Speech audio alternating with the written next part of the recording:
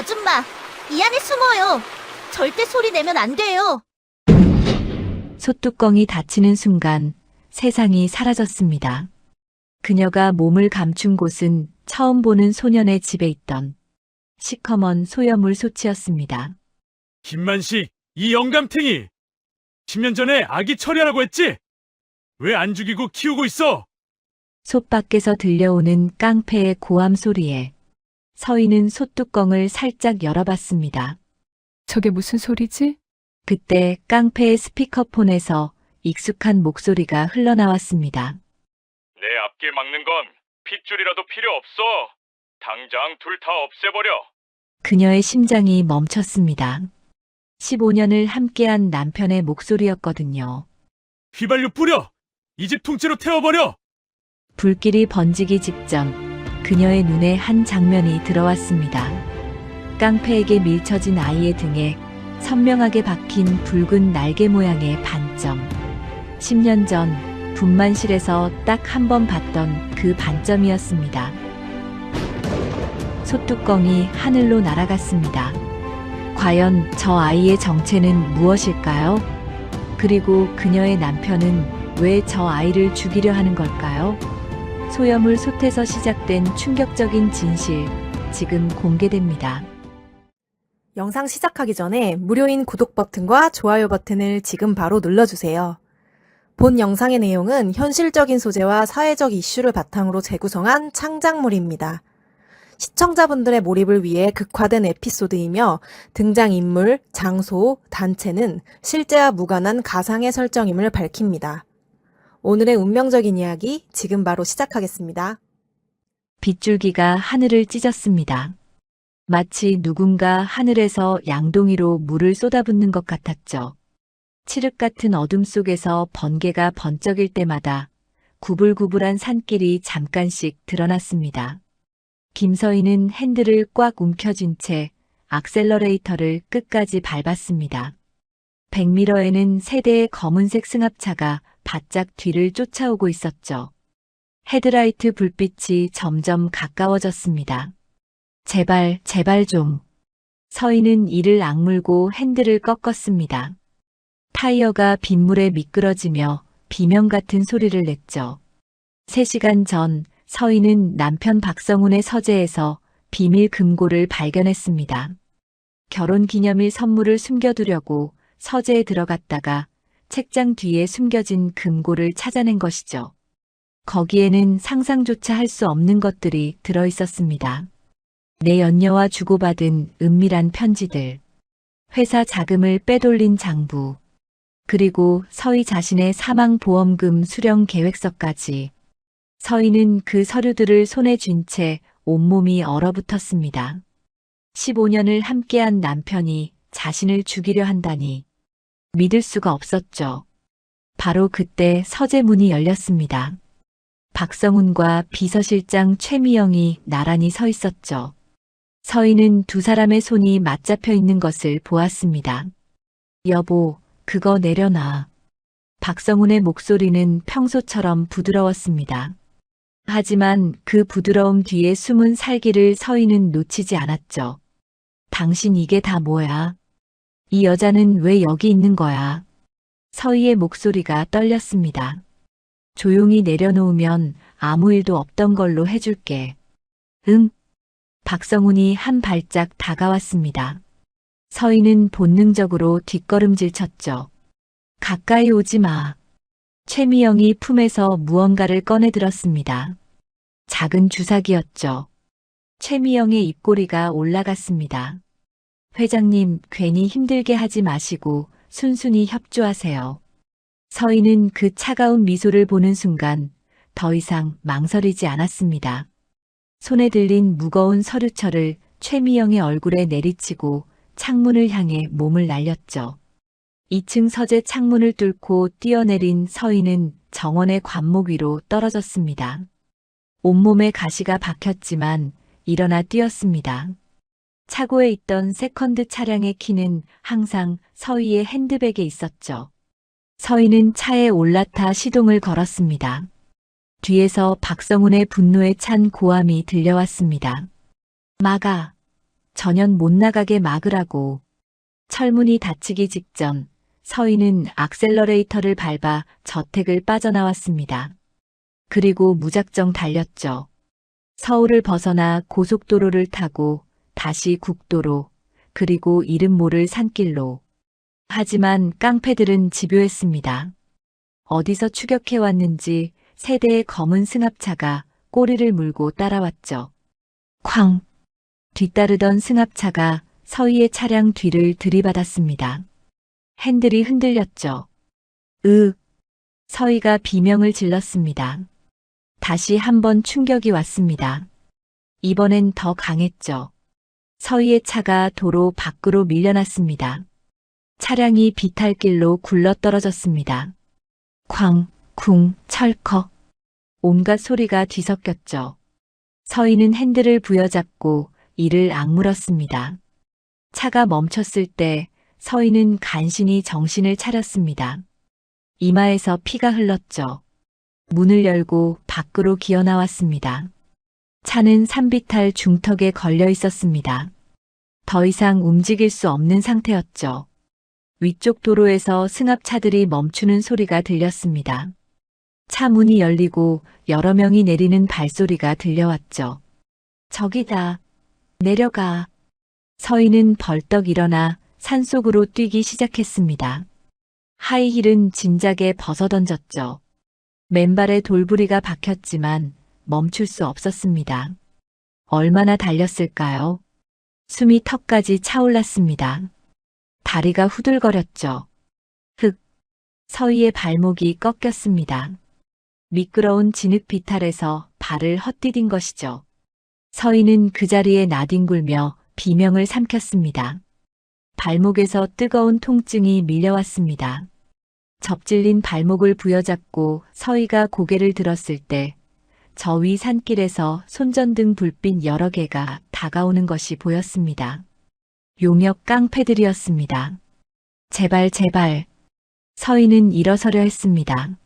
하지만 발목이 말을 듣지 않았죠. 손전등 불빛이 점점 가까워졌습니다. 그때였습니다. 아줌마. 어디선가 아이의 목소리가 들려왔습니다. 서희가 눈을 들었을 때 덤불 사이에서 작은 얼굴 하나가 튀어나왔죠.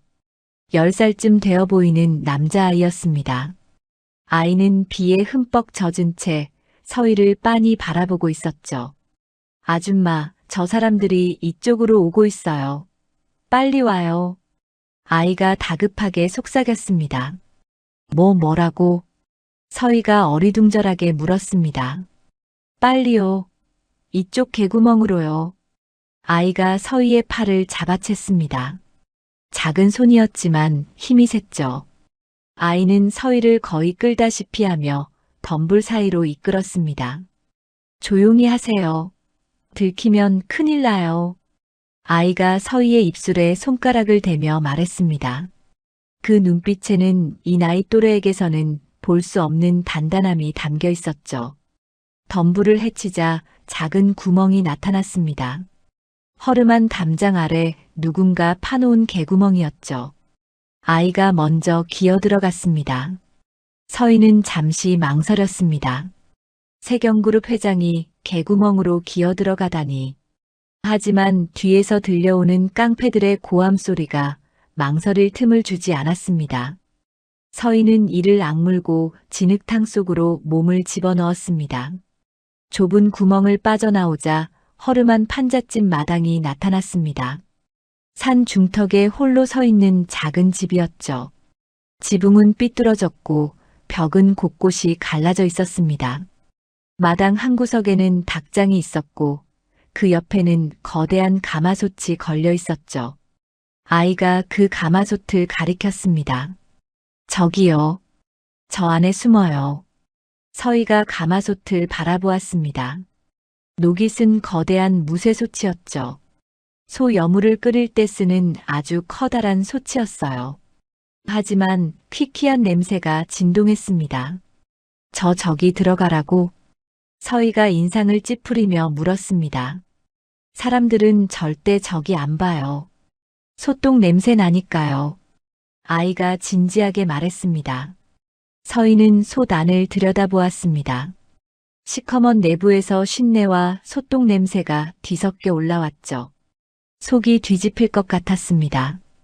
쾅! 대문 쪽에서 깡패들이 문을 걷어차는 소리가 들렸습니다. 서희는 더 이상 망설이지 않았습니다. 치마를 걷어 올리고 가마솥 안으로 몸을 구겨 넣었죠. 무릎을 가슴에 붙이고 웅크려야 겨우 들어갈 수 있었습니다. 아이가 낑낑대며 무거운 솥뚜껑을 들어 올렸습니다. 자기 몸집만 한 무쇠 뚜껑이었죠. 아이의 가느다란 팔뚝에 핏줄이 돋았습니다. 아줌마, 무슨 일이 있어도 절대 소리내면 안 돼요. 쿵. 무거운 뚜껑이 닫혔습니다. 칠흑 같은 어둠이 서희를 삼켰습니다. 쉰내와 소똥 냄새가 코를 찔렀죠. 서희는 입을 틀어막고 헛구역질을 참았습니다. 솥뚜껑 틈새로 희미하게 바깥이 보였습니다. 콰광. 대문이 박살나는 소리가 들렸습니다. 깡패 대여섯 명이 마당으로 쏟아져 들어왔죠. 뒤져. 구석구석 다 뒤져. 우두머리로 보이는 자가 고함을 질렀습니다. 한 놈은 닭장을 발로 걷어찼고 다른 놈은 장독대를 쇠파이프로 박살냈습니다. 김 기사 어딨어? 나와. 우두머리가 소리쳤습니다. 김 기사? 서희는 의아했습니다. 저들이 찾는 건 자신만이 아니었던 것이죠. 그때 집 안에서 늙은 노인 하나가 절뚝거리며 나왔습니다. 70은 넘어 보이는 노인이었죠. 등이 굽었고 다리를 절었습니다. 누구시오? 노인이 떨리는 목소리로 물었습니다. 우두머리가 성큼성큼 다가가 노인의 멱살을 움켜쥐었습니다. 김만식이 맞지? 10년 전에 최미영 실장님 밑에서 운전기사 했던 김만식. 아이고, 살려주시오. 깡패 우두머리가 노인을 바닥에 내동댕이 쳤습니다. 할아버지. 아이가 집 안에서 뛰쳐나왔습니다. 아이는 우두머리의 다리에 매달렸죠. 우리 할아버지 때리지 마요. 깡패 하나가 아이를 내팽개쳤습니다. 아이가 땅바닥을 굴렀죠. 서희는 솥 안에서 주먹을 불끈 쥐었습니다. 우두머리가 노인의 머리채를 잡아 들어 올렸습니다. 김만식 이 영감탱이야. 10년 전에 최 실장님이 시킨 일 있지? 갓난아기 처리하라고 한 거. 근데 넌 그 지시 제대로 실행 안 하고 돈만 챙겨서 도망친 거 다 알아. 서희의 심장이 멈추는 것 같았습니다.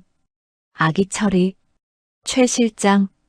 우두머리가 스피커폰으로 전화를 걸었습니다.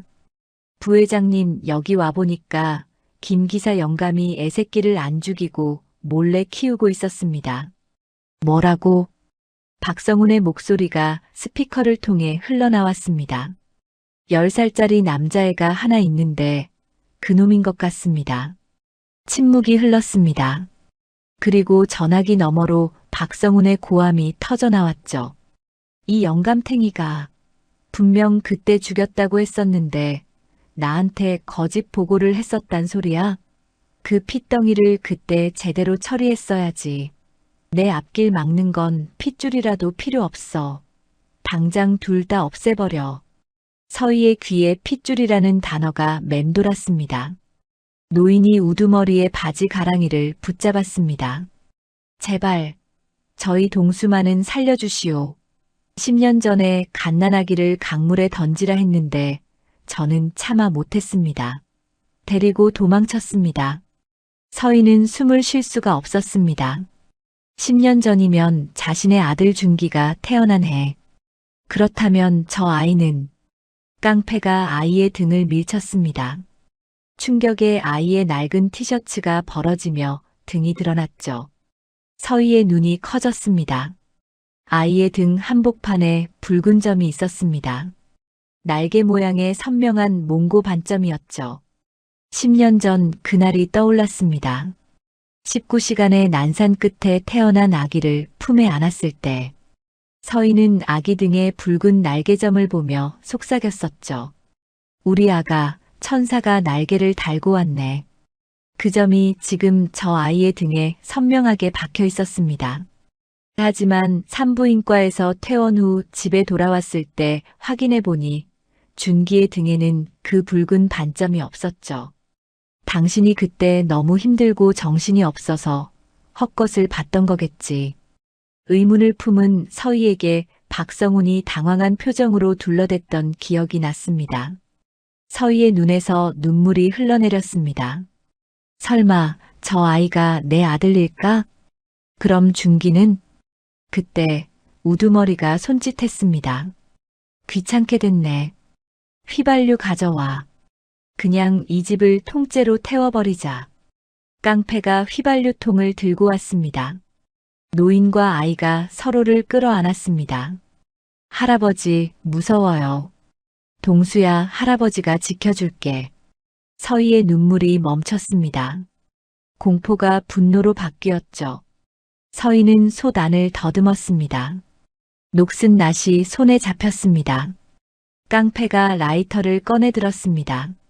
바로 그 순간, 쾅!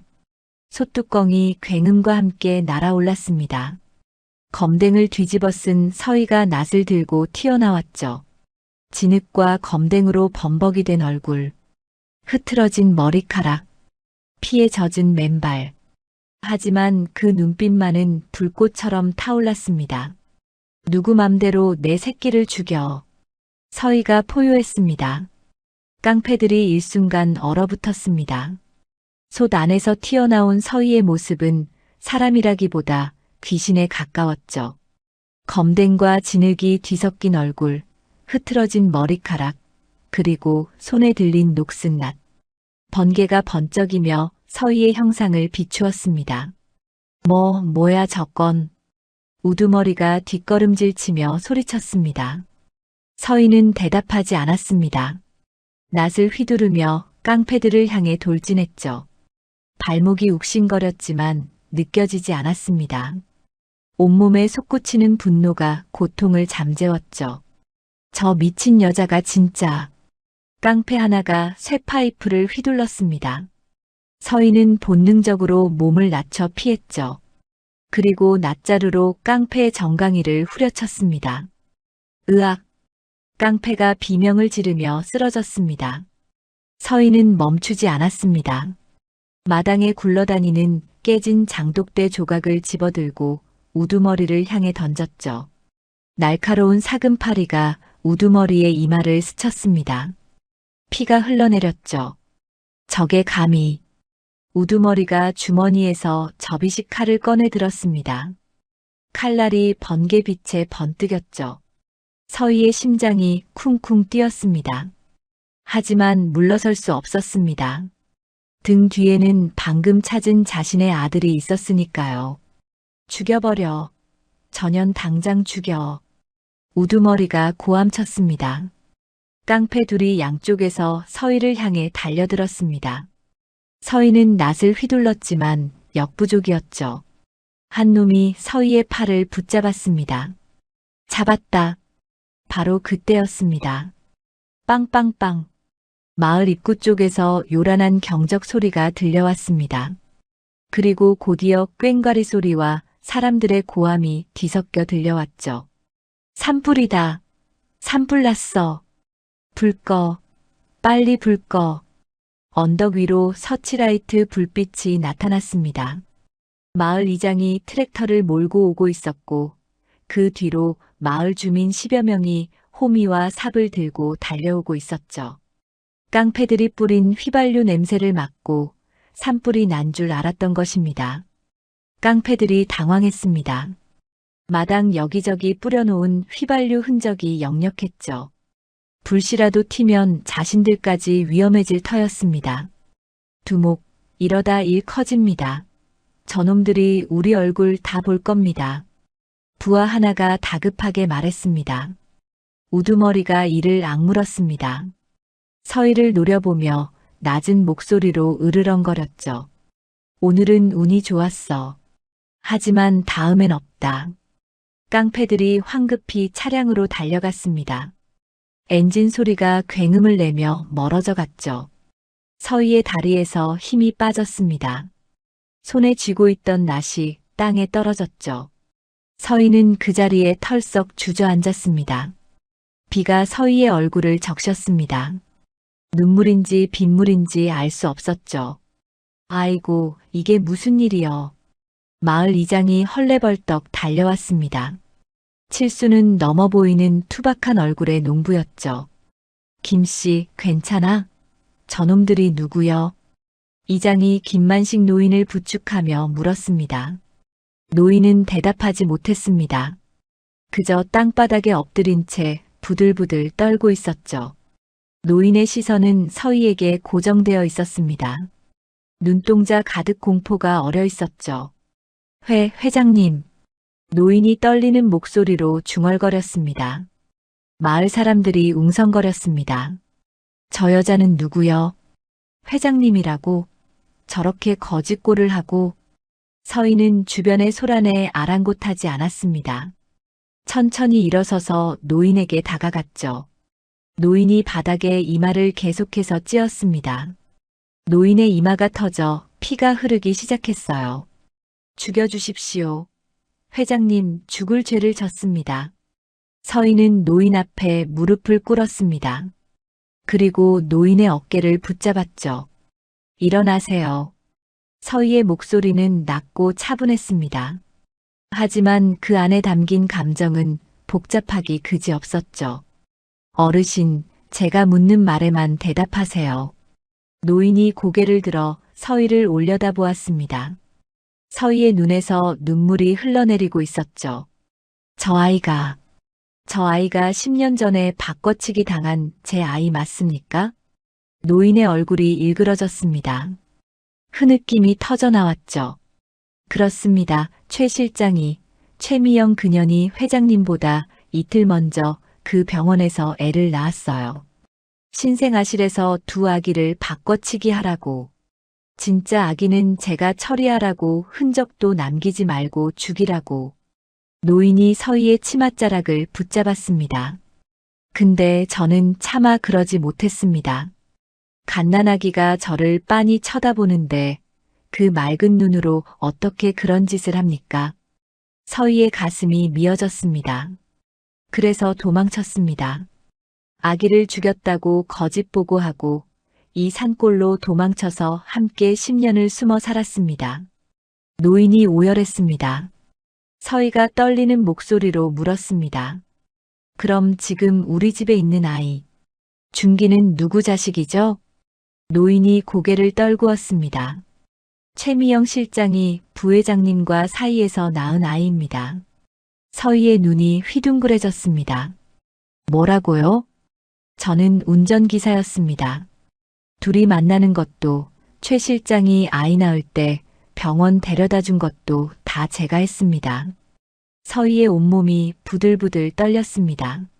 15년을 함께한 남편이 내연녀와 아이까지 낳았다니. 그것도 자신이 출산하는 그 시기에. 그래서 왜 내 아이와 바꿔치기를 한 거예요? 자기 아들을 세경그룹 후계자로 만들려고 그런 겁니다. 부회장님이랑 짜고 회장님을 없애고 회사를 통째로 삼키려고. 서희는 눈앞이 캄캄해졌습니다. 10년간 금지옥엽 키운 준기가 남편과 내연녀 사이에서 태어난 아이라니. 자신은 남의 자식을 친아들인 줄 알고 키웠고 진짜 아들은 산골에서 굶주리며 자랐던 것입니다. 죽을 죄를 졌습니다. 돈이 없어서 아이를 제대로 못 먹였습니다. 마을에서 얻어온 찬밥에 물 말아서 산에서 캔 나물죽 끓여서 고기 반찬은 구경도 못 시켰습니다. 서희는 눈을 감았습니다. 찬밥에 물 말아 먹는 아이, 나물죽으로 끼니를 때우는 아이, 자신의 아들이 10년간 그렇게 자랐다니. 가슴이 갈기갈기 찢어지는 것 같았죠. 서희는 동수를 바라보았습니다. 아이는 쓰러진 채 일어나지 못하고 있었죠. 찢어진 티셔츠 사이로 등에 붉은 날개 모양 반점이 선명하게 보였습니다. 서희가 천천히 아이에게 다가갔습니다. 아이 앞에 무릎을 꿇었죠. 동수야. 서희가 아이의 이름을 불렀습니다. 생전 처음 부르는 이름이었지만 마치 10,000번도 더 불러온 것처럼 입에 착 붙었죠. 동수가 겁먹은 눈으로 서희를 올려다보았습니다. 커다란 눈동자가 빗물에 젖어 반짝였죠. 아줌마 괜찮아요? 아이의 첫 마디는 자신의 안부부터 묻는 것이었습니다. 서희의 눈에서 눈물이 왈칵 쏟아졌죠. 괜찮아. 아줌마는 괜찮아. 서희가 떨리는 손으로 아이의 볼을 어루만졌습니다. 앙상하게 마른 볼이었죠. 광대뼈가 툭 튀어나와 있었습니다. 서희는 아이의 손을 잡았습니다. 작고 거친 손이었죠. 10살 아이의 손이라기엔 너무 거칠었습니다. 손바닥에는 굳은 살이 박여 있었고 손톱은 깨지고 갈라져 있었죠. 지난 10년간 이 아이가 어떤 삶을 살았는지 손만 봐도 알 수 있었습니다. 나무를 하고 물을 길어 나르고 속골을 베고 10살 아이가 해서는 안 될 고된 노동의 흔적이었죠. 서희의 머릿속에 지난 10년이 주마등처럼 스쳐 지나갔습니다. 서울 저택에서 준기가 첫 생일을 맞던 날, 케이크에 촛불을 켜고 온 가족이 축하 노래를 불렀죠. 준기는 케이크 위에 딸기를 손으로 집어먹으며 까르르 웃었습니다. 그날 이 아이는 뭘 먹었을까요? 마을에서 얻어온 찬밥이었겠죠. 준기가 처음 걸음마를 뗀 날, 서희는 감격에 겨워 눈물을 흘렸습니다. 준기가 아장아장 걸어오는 모습을 비디오에 담았죠. 그날 이 아이는 뭘 하고 있었을까요? 허름한 판잣집에서 기어다니고 있었겠죠. 준기가 초등학교에 입학하던 날, 새 가방을 메고 새 신발을 신은 준기의 사진을 찍었습니다. 서희는 아들의 손을 잡고 학교 정문까지 함께 걸었죠. 그날 이 아이는 출생신고를 하지 못했으니 학교 근처에도 가보지 못했겠죠. 서희는 아이를 품에 끌어안았습니다. 뼈만 앙상한 작은 몸이었죠. 땀 냄새와 흙 냄새가 났지만 서희는 개의치 않았습니다. 미안해, 미안해. 서희가 아이의 등을 쓰다듬으며 오열했습니다. 엄마가 미안해, 이제야 찾아서 미안해. 동수는 영문을 몰랐습니다. 처음 보는 아줌마가 왜 자신을 안고 우는지 이해할 수 없었죠. 하지만 아이는 가만히 서희의 품에 안겨 있었습니다. 난생 처음 느껴보는 따뜻함이었으니까요. 아줌마, 왜 울어요? 아줌마가 잘못한 거 아닌데. 동수가 작은 목소리로 말했습니다. 서희는 아이의 얼굴을 두 손으로 감쌌습니다. 눈물 범벅인 얼굴로 아이를 바라보았죠. 동수야, 아줌마가 사실은 네 엄마야. 아이의 눈이 커졌습니다. 엄마요? 나는 엄마 없는데. 그 말에 서희의 가슴이 칼로 도려내는 듯 아팠습니다. 10년간 엄마 없이 자란 아이. 엄마가 뭔지도 모르고 자란 아이. 있었어. 그런데 나쁜 사람들이 너를 엄마한테서 빼앗아 갔던 거야. 서희가 아이의 눈물을 닦아주며 말했습니다. 이제 찾았어. 엄마가 이제 찾았어.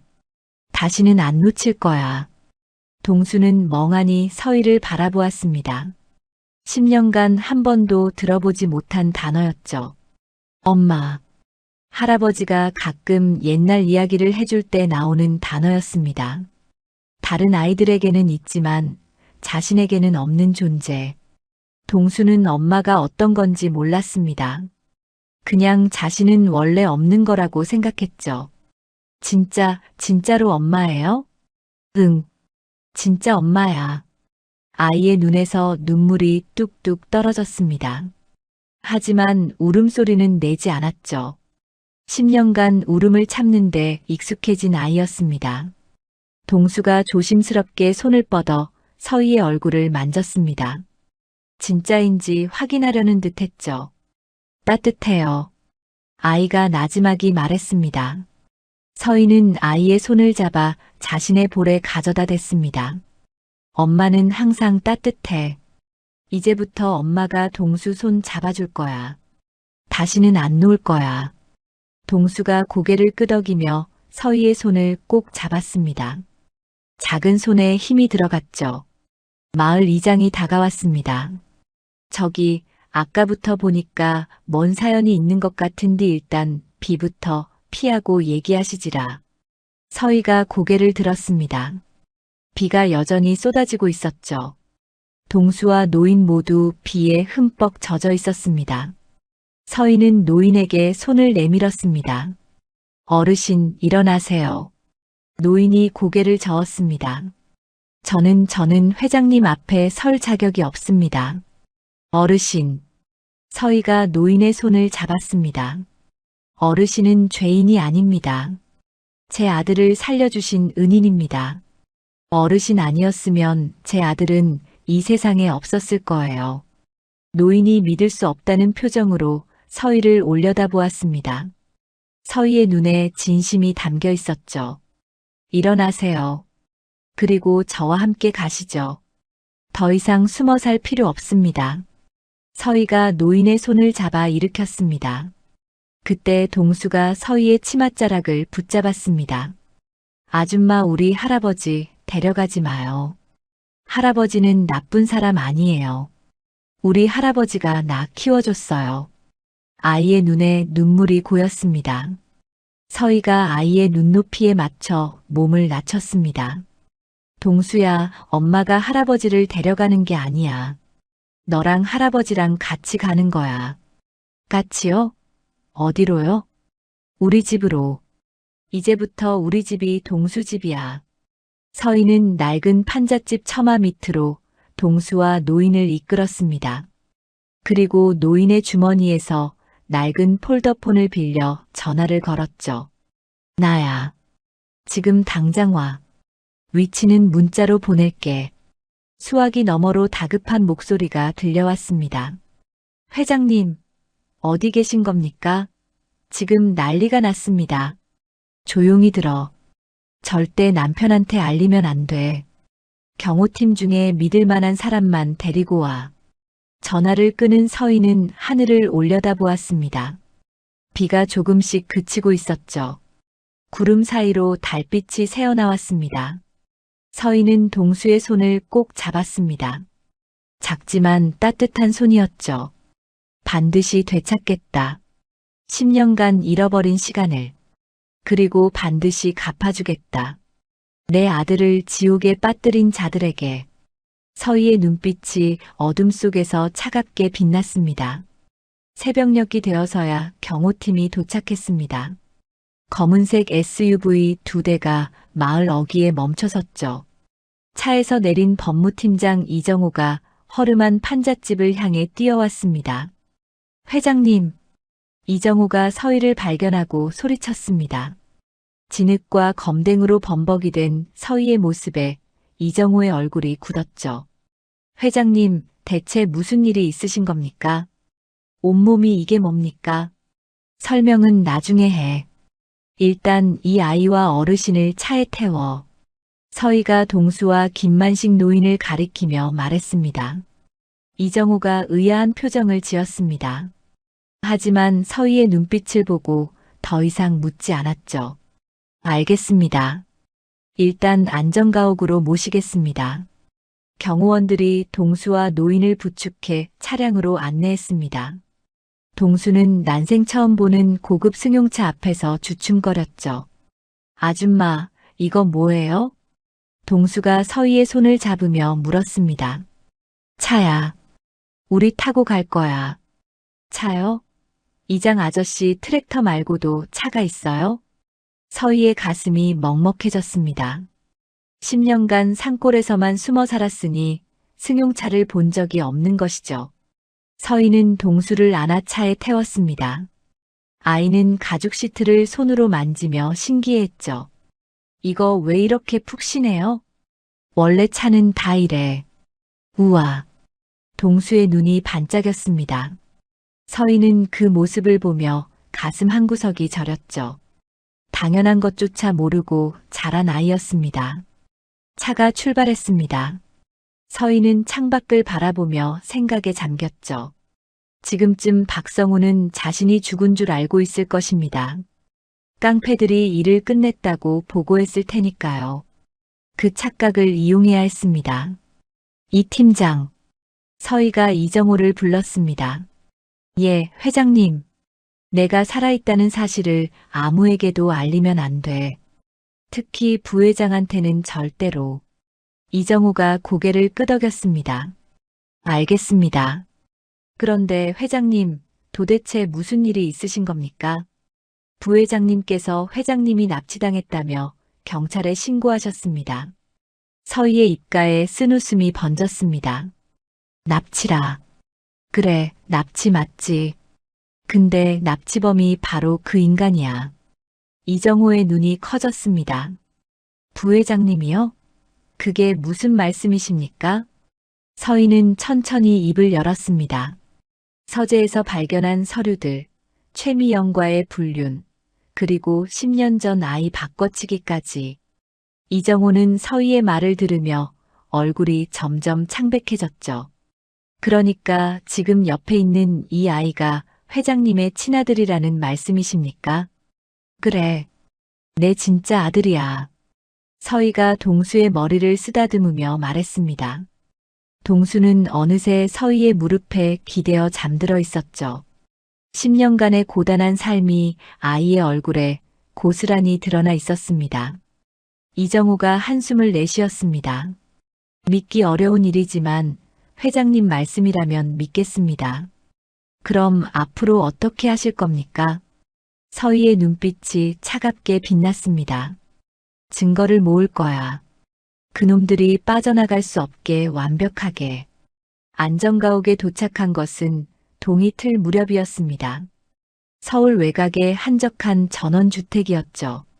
서희는 동수와 노인을 방으로 안내했습니다. 어르신, 여기서 며칠 쉬세요. 불편한 거 있으면 말씀하시고요.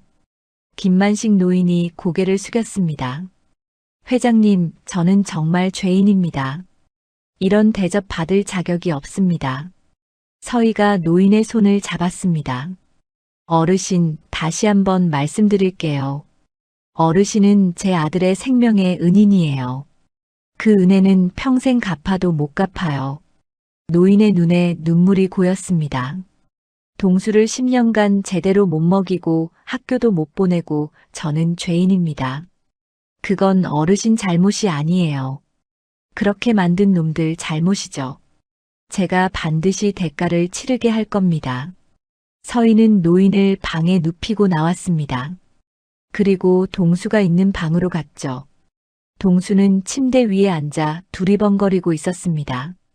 푹신한 침대가 낯선 듯 손으로 이불을 누르고 있었죠. 동수야, 왜 앉아? 서희가 다가가 물었습니다. 여기 너무 푹신해요. 바닥에서 자면 안 돼요? 서희의 가슴이 철렁 내려앉았습니다. 10년간 딱딱한 나무 바닥에서 잔 아이였죠. 푹신한 침대가 오히려 불편한 것입니다. 동수야, 여기서 자도 돼. 이제 여기가 동수 침대야. 진짜요? 이거 아줌마 거 아니에요? 아니야. 동수 거야. 동수가 조심스럽게 이불 속으로 들어갔습니다. 서희가 이불을 덮어주었죠. 아줌마, 할아버지는요? 할아버지는 옆방에서 주무셔. 걱정 마. 다행이다. 동수가 눈을 감았습니다. 하지만 금방 다시 떴죠. 아줌마, 내일도 아줌마 있어요? 서희의 눈에 눈물이 고였습니다. 있어. 내일도 모레도 그 다음에도 계속 동수 곁에 있을 거야. 약속해요? 응. 약속해. 서희가 새끼손가락을 내밀었습니다. 동수가 자신의 새끼손가락을 걸었죠. 작고 거친 손가락이었습니다. 도장. 동수가 엄지손가락을 내밀며 말했습니다. 서희가 엄지를 맞대었죠. 이제 못 어겨요. 도장 찍었으니까. 동수가 웃었습니다. 해맑은 웃음이었죠. 서희는 그 웃음을 보며 눈물을 삼켰습니다. 그래, 못 어겨. 약속이니까. 동수가 서희의 손을 꼭 잡은 채 눈을 감았습니다. 이내 고른 숨소리가 들려왔죠. 서희는 아이의 얼굴을 한참 동안 바라보았습니다. 앙상하게 마른 볼, 갈라진 입술, 거친 피부. 10년간의 고통이 고스란히 새겨진 얼굴이었죠. 서희는 아이의 이마에 입을 맞추었습니다. 엄마가 반드시 되찾아 줄게. 동수가 잃어버린 10년을. 서희는 조용히 방을 나왔습니다. 그리고 이정호를 불렀죠. 이 팀장, 내일부터 움직여야 해. 국과수의 DNA 검사 의뢰하고 10년 전 산부인과 기록 전부 확보해. 그리고 박성훈 놈의 모든 통화 기록과 금융거래 내역도. 이정호가 고개를 끄덕였습니다. 알겠습니다. 그런데 회장님, 법적으로 상당히 복잡할 수 있습니다. 상대가 부회장님이시니까요. 서희의 눈에 불꽃이 일었습니다. 상관없어. 그놈이 부회장이든 뭐든 상관없어. 내 아들을 죽이려 한 놈이야. 지 핏줄도 죽이려는 놈이라고. 반드시 무너뜨릴 거야. 서희는 창밖을 바라보았습니다. 동쪽 하늘이 붉게 물들어가고 있었죠. 새로운 하루가 밝아오고 있었습니다.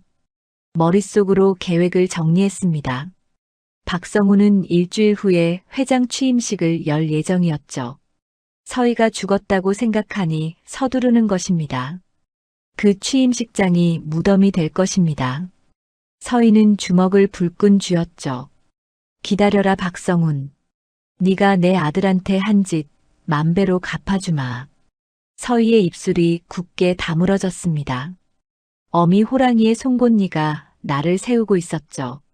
일주일이 흘렀습니다. 세경그룹 본사 대강당은 화려한 조명과 꽃장식으로 가득했죠. 오늘은 박성훈의 회장 취임식이 열리는 날이었습니다. 대강당 입구에는 축하 화환이 줄지어 늘어서 있었습니다. 정계, 재계 인사들이 속속 도착해 자리를 채웠죠. 취재진의 카메라 플래시가 쉴 새 없이 터졌습니다. 박성훈은 무대 뒤 대기실에서 거울을 보며 넥타이를 매만졌습니다. 검은 양복에 은색 넥타이. 거울 속 자신의 모습이 마음에 들었죠. 부회장님, 아니 이제 회장님이시죠. 준비되셨습니까? 최미영이 다가와 물었습니다. 그녀의 얼굴에는 승리의 미소가 번져 있었죠. 당연하지. 10년을 기다렸어. 드디어 이 자리가 내 것이 되는 거야. 박성훈이 최미영의 허리를 끌어당기며 말했습니다. 김서희는 어떻게 됐어? 깔끔하게 처리됐죠. 시신도 못 찾게 해놨어요. 최미영이 나지막이 대답했습니다. 잘했어. 이제 거칠 게 없군. 박성훈이 흡족한 표정을 지었습니다. 대기실 문이 열리고 비서가 들어왔습니다. 회장님, 준기 도련님 모시고 왔습니다. 10살 난 준기가 비서의 손을 잡고 들어왔습니다. 깔끔한 정장을 입은 아이는 어딘가 불안한 표정이었죠. 아빠, 엄마는요? 엄마는 언제 와요? 준기가 박성훈에게 물었습니다. 박성훈의 표정이 잠시 굳었습니다. 하지만 금세 부드러운 미소를 지으며 아이의 머리를 쓰다듬었죠. 엄마는 멀리 출장 갔어. 곧 돌아오실 거야. 진짜요? 일주일이나 연락이 없는데. 아빠 말 믿어. 자, 오늘은 아빠 중요한 날이니까 착하게 옆에 있어. 준기는 고개를 끄덕였지만 여전히 불안한 눈빛이었습니다. 아이는 자기도 모르게 주머니 속 핸드폰을 만지작거렸죠. 서희에게 수십 통의 전화를 걸었지만 단 한 번도 연결되지 않았습니다. 취임식이 시작되었습니다. 사회자의 목소리가 대강당에 울려 퍼졌죠.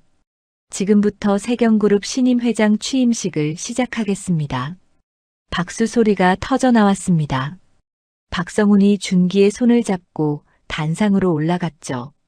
먼저 고인이 된 김서희 전 회장님의 명복을 빕니다. 갑작스러운 사고로 우리 곁을 떠나셨지만 그분의 뜻을 이어받아 박성훈이 준비한 취임사를 읽기 시작했습니다. 눈가에 거진 눈물까지 글썽이며 연기를 했죠. 바로 그때였습니다. 삐익!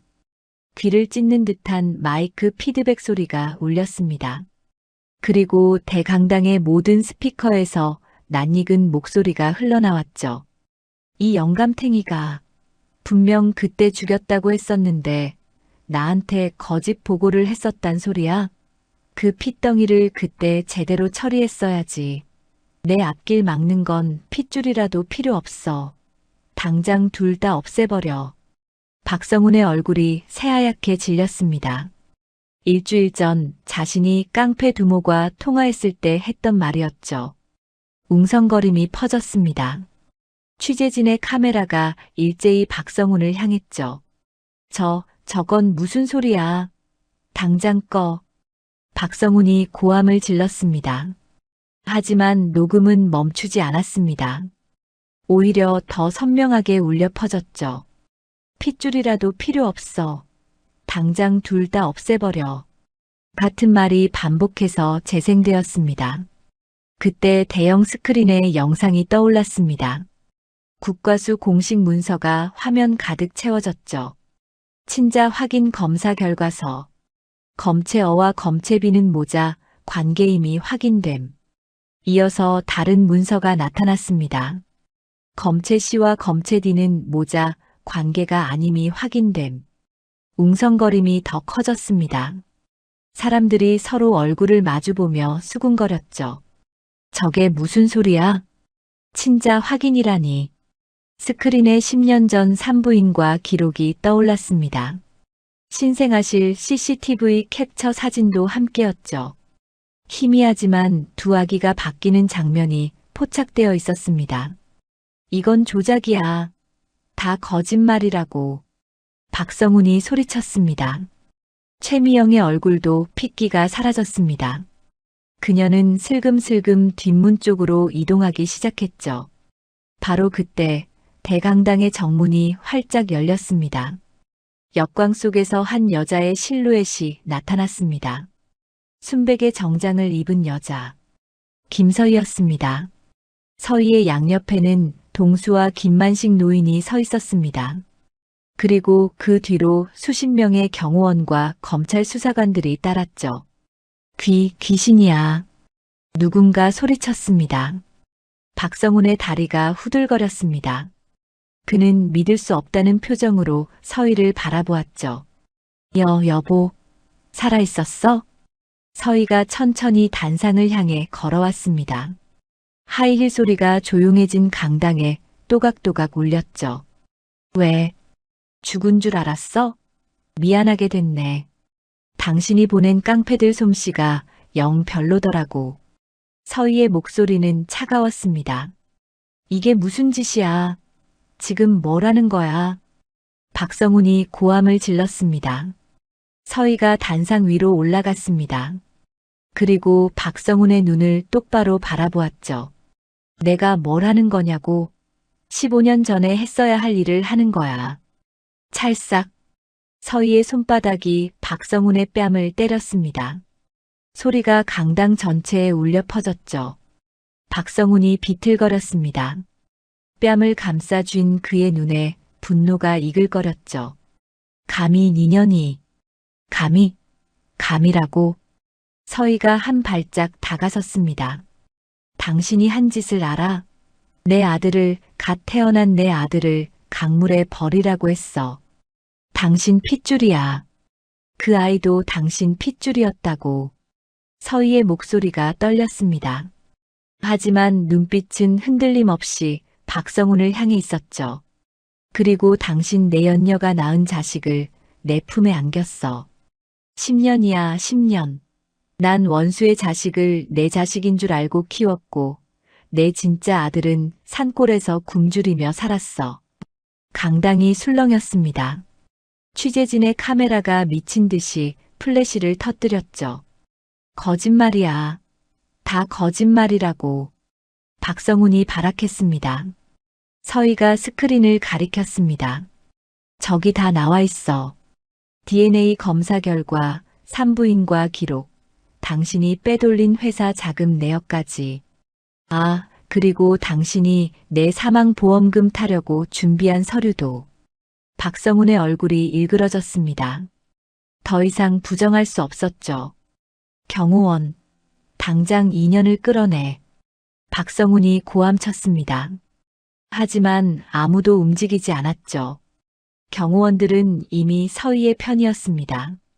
최미영이 뒷문을 향해 뛰었습니다. 하지만 문 앞에는 이미 검찰 수사관들이 서 있었죠. 최미영 씨 살인 교사, 유괴, 횡령 혐의로 체포합니다. 수사관이 최미영의 팔을 비틀어 잡았습니다. 이거 나. 난 아무 잘못 없어. 최미영이 발버둥 쳤습니다. 그녀의 시선이 준기를 향했습니다. 아이는 단상 위에서 벌어지는 일을 멍하니 바라보고 있었죠. 준기야. 사실은 내가 진짜 네 엄마야. 엄마는 다 널 위해서 그런 거야. 알지? 엄마 말 알아듣지? 최미영이 절규했습니다. 준기의 눈이 휘둥그레졌습니다. 엄마요? 저 사람이요? 아빠, 저 사람이 왜 내 엄마래요? 준기가 박성훈의 바지를 잡아당기며 물었습니다. 박성훈은 대답하지 못했습니다. 그의 얼굴은 이미 넋이 나간 상태였죠. 수사관들이 박성훈에게 다가갔습니다. 박성훈 씨 살인 교사, 횡령, 배임 혐의로 체포합니다. 당신은 묵비권을 행사할 수 있고. 수갑이 박성훈의 손목에 채워졌습니다. 찰칵 하는 소리가 강당에 울렸죠. 박성훈과 최미영이 끌려나갔습니다. 취재진이 그들을 에워싸고 질문을 퍼부었죠. 아이를 바꿔치기 한 게 사실입니까? 김서희 회장을 죽이려 한 게 맞습니까? 고함과 플래시 세례 속에서 두 사람은 고개를 숙인 채 끌려갔습니다. 강당에는 혼란만 남았습니다. 서희는 단상 위에서 홀로 서 있는 준기를 바라보았습니다. 아이는 바지에 오줌을 지린 채 덜덜 떨고 있었죠. 눈에는 공포와 혼란이 가득했습니다. 서희가 천천히 준기에게 다가갔습니다. 준기야. 준기가 뒷걸음질 쳤습니다. 가까이 오지 마세요. 아이가 소리쳤습니다.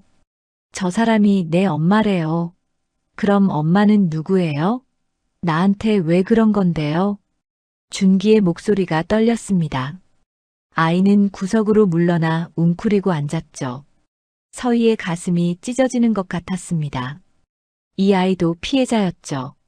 아무것도 모른 채 어른들의 범죄에 휘말린 아이. 서희가 멈춰섰습니다. 무리하게 다가가면 안 된다는 걸 알았죠. 동수가 서희의 치맛자락을 잡아당겼습니다. 아줌마, 저 형아 왜 저래요? 동수야, 저 형도 지금 많이 힘든 거야. 우리가 기다려줘야 해. 서희가 동수의 머리를 쓰다듬으며 말했습니다. 서희는 웅크린 준기를 바라보며 마음속으로 되뇌었습니다. 이 아이도 내가 품어야 할 아이다. 피는 섞이지 않았지만 10년간 내 품에서 자란 아이. 이 아이에게는 죄는 없다. 서희는 조용히 몸을 돌렸습니다. 그리고 강당 밖으로 걸어나갔죠. 밖에는 환한 햇살이 쏟아지고 있었습니다. 서희는 동수의 손을 꼭 잡았습니다. 아줌마, 이제 집에 가요? 그래, 집에 가자. 서희는 동수를 데리고 차에 올랐습니다. 하지만 마음 한구석에는 혼자 남겨진 준기의 모습이 떠나지 않았죠. 복수는 끝났습니다. 하지만 새로운 시작이 기다리고 있었습니다. 서희는 창밖을 바라보며 깊은 한숨을 내쉬었죠. 취임식 사건이 있은 지 한 달이 흘렀습니다.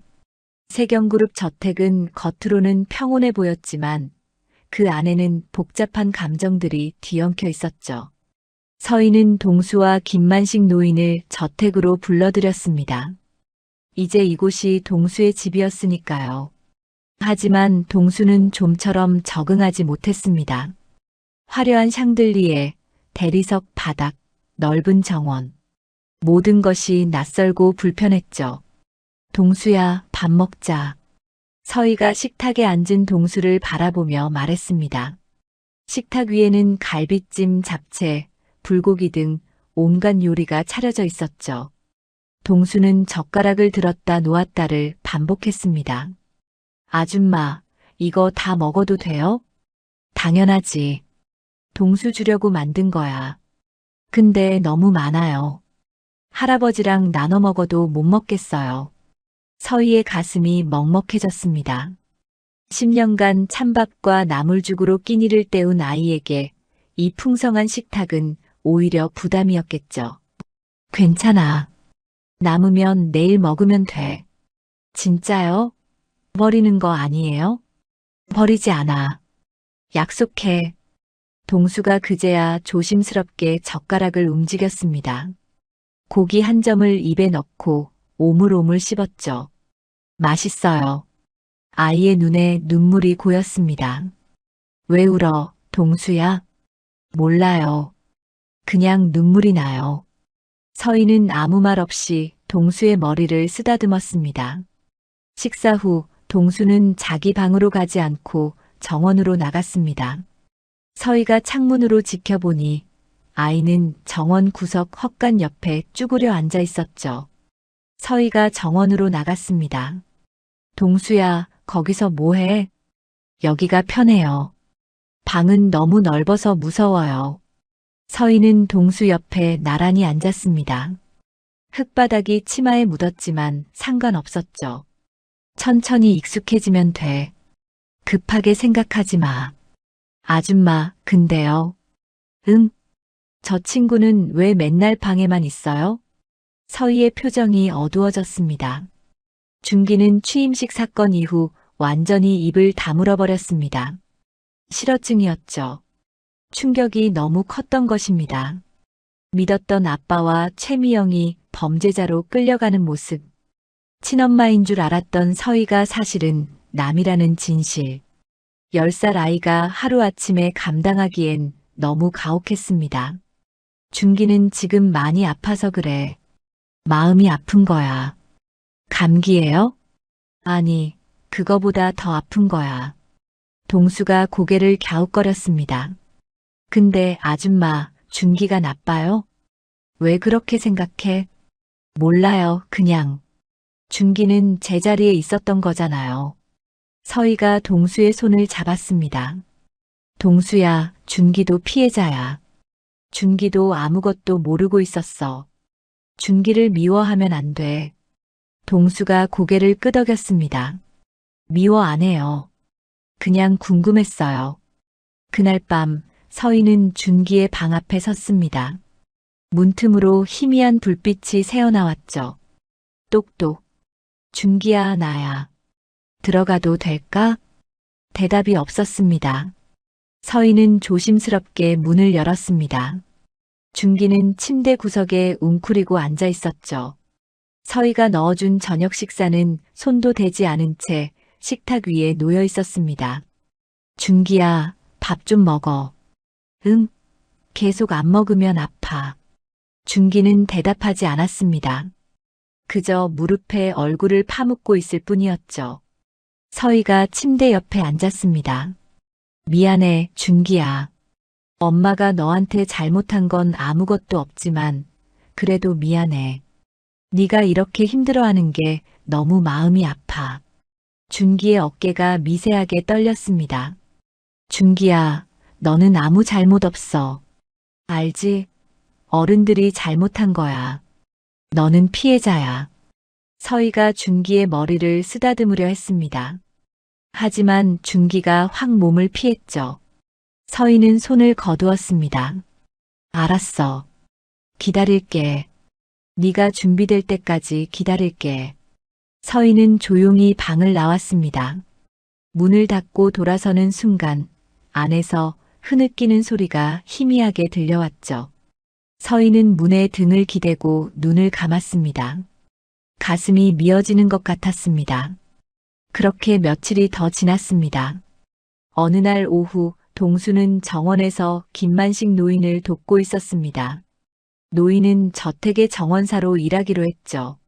서희가 별채를 내어주며 편히 쉬라고 했지만 노인은 흙냄새가 좋습니다라며 고집을 부렸습니다.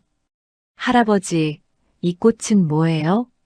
동수가 빨간 꽃을 가리키며 물었습니다. 그건 튤립이란다. 예쁘지? 응. 할아버지, 나도 꽃 심어도 돼요? 그럼. 뭘 심고 싶은데? 몰라요.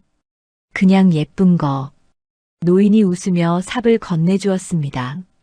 동수가 삽을 받아들고 구덩이를 파기 시작했죠. 그때였습니다. 흑. 동수가 갑자기 삽을 떨어뜨렸습니다. 코에서 피가 흘러내리기 시작했죠. 동수야, 동수야, 얘가 왜 이래? 노인이 다급하게 동수를 부축했습니다. 동수의 코피가 멈추지 않았습니다. 셔츠가 빨갛게 물들었죠. 할아버지, 어지러워요. 동수가 말을 마치자마자 그대로 쓰러졌습니다. 동수야, 회장님, 회장님. 노인이 미친 듯이 소리쳤습니다. 서희가 달려왔습니다. 쓰러진 동수를 보고 얼굴이 하얗게 질렸죠. 동수야, 동수야, 정신 차려. 서희가 아이를 번쩍 들어 올렸습니다. 차 빨리. 병원 가야 해. 경호원이 급히 차를 가져왔습니다. 서희는 동수를 안고 차에 올랐죠. 빨리. 최대한 빨리. 차가 급출발했습니다. 서희는 품에 안긴 동수를 내려다보았습니다. 아이의 얼굴이 창백했죠. 피가 계속 흘러내리고 있었습니다. 동수야, 눈 떠. 동수야. 아이가 희미하게 눈을 떴습니다. 아줌마, 나 왜 이래요? 괜찮아, 괜찮아. 금방 병원 가서 나을 거야. 서희는 아이를 꼭 껴안으며 눈물을 삼켰습니다. 병원에 도착했습니다. 응급실로 달려가 동수를 의료진에게 넘겼죠. 보호자분은 밖에서 기다려주세요. 간호사가 말했습니다. 서희는 응급실 밖에서 초조하게 서성거렸습니다. 김만식 노인도 뒤따라왔죠. 회장님, 동수가. 노인이 울먹였습니다. 괜찮을 거예요, 어르신. 괜찮을 거예요. 서희가 말했지만 목소리가 떨렸습니다. 한참 후 의사가 나왔습니다. 보호자분이십니까? 네, 제가 아이 엄마예요. 일단 정밀 검사가 필요합니다. 혈액 검사 결과가 좀 이상해서요. 서희의 얼굴이 굳었습니다. 이상하다니요? 뭐가 이상한 건데요? 일단 검사 결과가 나오면 자세히 말씀드리겠습니다. 검사는 하루가 걸렸습니다. 서희는 병원에서 밤을 새웠죠. 잠을 잘 수 없었습니다. 다음 날 오후 담당 의사가 서희를 불렀습니다. 보호자분 앉으시죠. 의사의 표정이 어두웠습니다. 서희의 심장이 쿵쿵 뛰었죠. 아이가 어떤 상태예요? 의사가 깊은 한숨을 내쉬었습니다. 백혈병입니다. 급성 골수성 백혈병이요. 서희의 눈앞이 캄캄해졌습니다. 백혈병이요? 네. 아이의 면역 체계가 심하게 손상되어 있었습니다. 오랜 기간 영양 상태가 좋지 않았던 것 같고 오염된 환경에 장기간 노출된 흔적도 있습니다. 서희는 의자에서 미끄러지듯 주저앉았습니다. 그게 무슨... 지금 상태로는 즉시 치료를 시작해야 합니다. 조혈모세포 이식이 필요합니다. 이식이요? 그럼 제 걸 쓰면 되잖아요. 제가 엄마니까. 의사가 고개를 저었습니다. 이미 검사해봤는데 보호자분과는 일치하지 않습니다. 가족 중에 형제가 있다면 확률이 가장 높습니다. 형제. 서희의 머릿속에 준기의 얼굴이 떠올랐습니다. 준기와 동수는 아버지가 같았죠. 이복 형제였습니다. 얼마나 시간이 있는 거예요? 적합한 공여자를 빨리 찾지 못하면 길어야 석 달입니다. 서희의 눈에서 눈물이 흘러내렸습니다. 병실로 돌아온 서희는 동수의 침대 옆에 앉았습니다. 아이는 산소호흡기를 끼고 잠들어 있었죠. 김만식 노인이 다가왔습니다. 노인의 눈이 벌겋게 충혈되어 있었죠. 회장님, 동수가 어떻대요? 서희는 차마 말을 잇지 못했습니다. 제 잘못입니다. 다 제 잘못이에요. 노인이 바닥에 주저앉았습니다. 10년간 제대로 못 먹이고 더러운 데서 살게 하고 그래서 이렇게 된 겁니다. 저 때문이에요. 제가 동수를 병들게 한 겁니다. 노인이 오열했습니다. 주름진 얼굴에 눈물이 줄줄 흘러내렸죠. 그때 돈만 있었어도 애한테 고기 반찬이라도 해줬으면 이렇게 안 됐을 겁니다. 저놈의 가난 때문에 제가 동수를 죽이는 겁니다. 노인이 가슴을 치며 통곡했습니다. 서희가 노인의 손을 잡았습니다. 아니에요, 어르신. 어르신 잘못 아니에요. 어르신은 동수를 살려주신 분이에요. 어르신 아니었으면 동수는 10년 전에 이 세상에 없었어요. 하지만 어르신이 가난한 게 죄가 아니에요. 어르신을 그 상황으로 내몬 놈들이 죄인이에요. 제발 자책하지 마세요. 서희가 노인을 끌어안았습니다. 두 사람은 병실 바닥에 앉아 한참을 울었죠. 잠시 후 서희가 일어섰습니다. 눈물을 닦고 창밖을 바라보았죠. 준기에게 부탁해야 하는 걸까? 서희의 마음이 복잡했습니다. 하지만 준기도 피해자였죠. 아무것도 모른 채 어른들의 범죄에 휘말린 아이. 지금도 충격에서 벗어나지 못해 입을 다물고 있는 아이. 그 아이에게 내 몸에 칼을 대야 해라고 말할 수 있을까? 동수를 살리기 위해 준기를 희생시켜도 되는 걸까?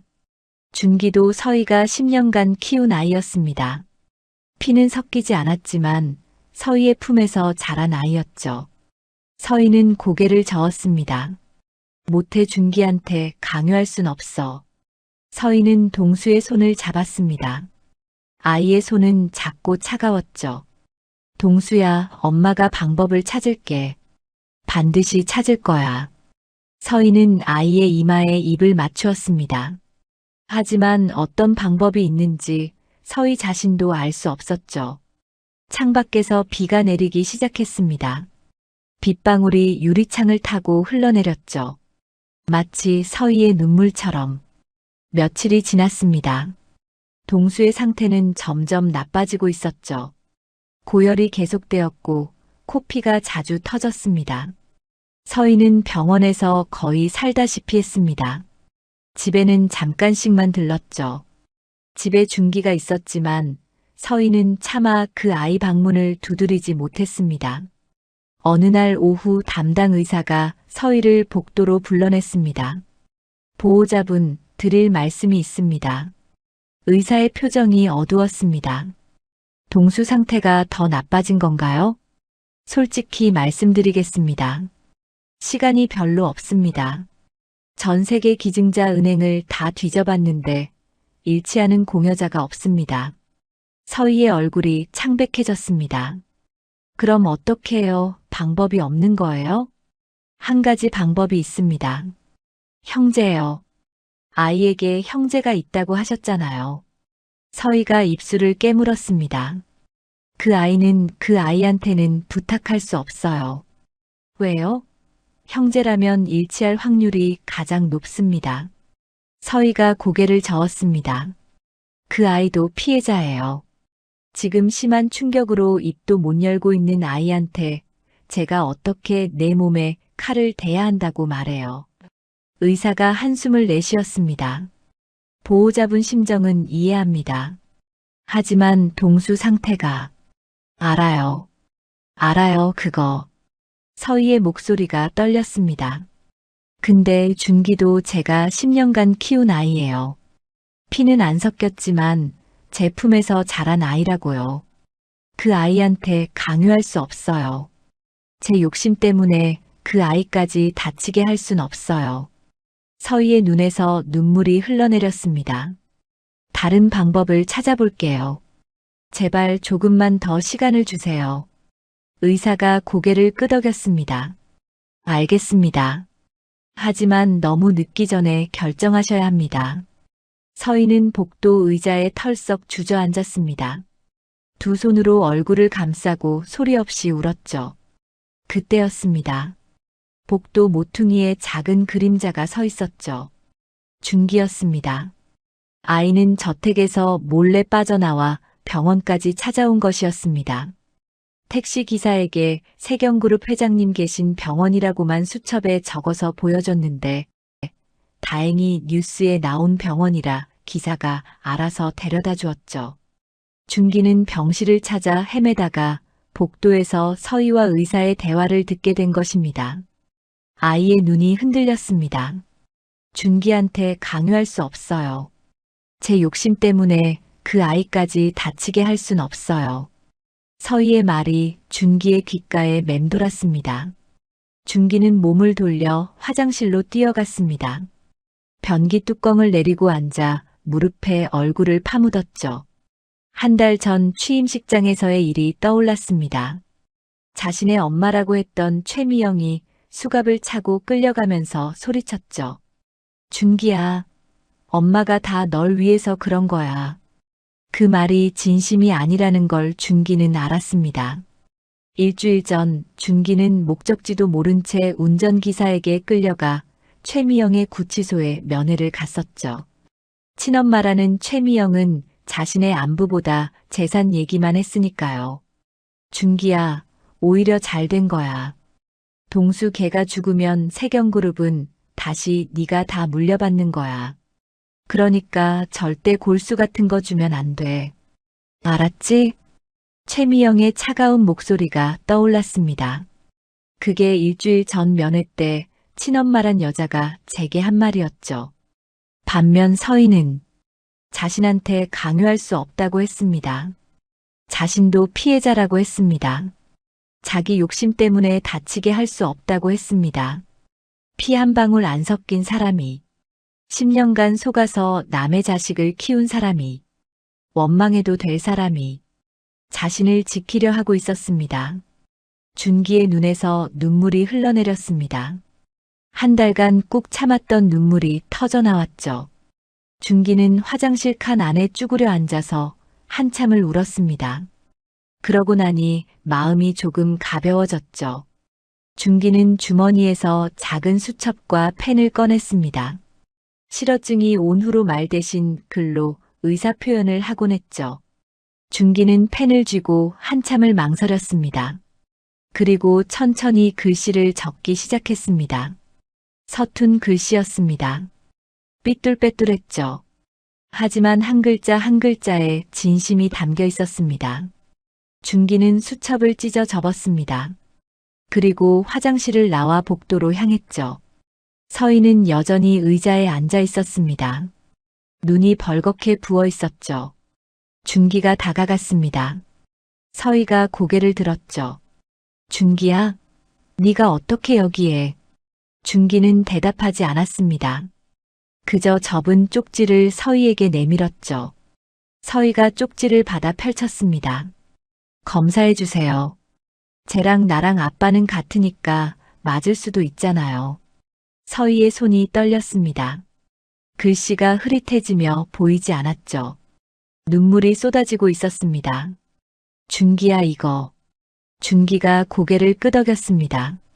여전히 말은 하지 못했지만 눈빛은 단단했죠. 서희가 준기를 끌어안았습니다. 고마워 고마워 준기야. 서희의 어깨가 들썩였습니다. 준기도 서희의 등에 조심스럽게 손을 올렸죠. 두 사람은 복도에서 한참을 껴안고 있었습니다. 검사는 바로 다음 날 진행되었습니다. 결과가 나오기까지 이틀이 걸렸죠. 의사가 검사 결과지를 들고 왔습니다. 서희와 준기가 나란히 앉아 있었죠. 기적입니다. 일치합니다. 서희의 눈에서 또다시 눈물이 흘렀습니다. 준기가 서희의 손을 꼭 잡았죠. 하지만 한 가지 문제가 남아 있었습니다. 보호자분 수술을 진행하려면 친부의 동의도 필요합니다. 확인 절차상 필요한 서류예요. 서희의 표정이 굳었습니다. 박성훈.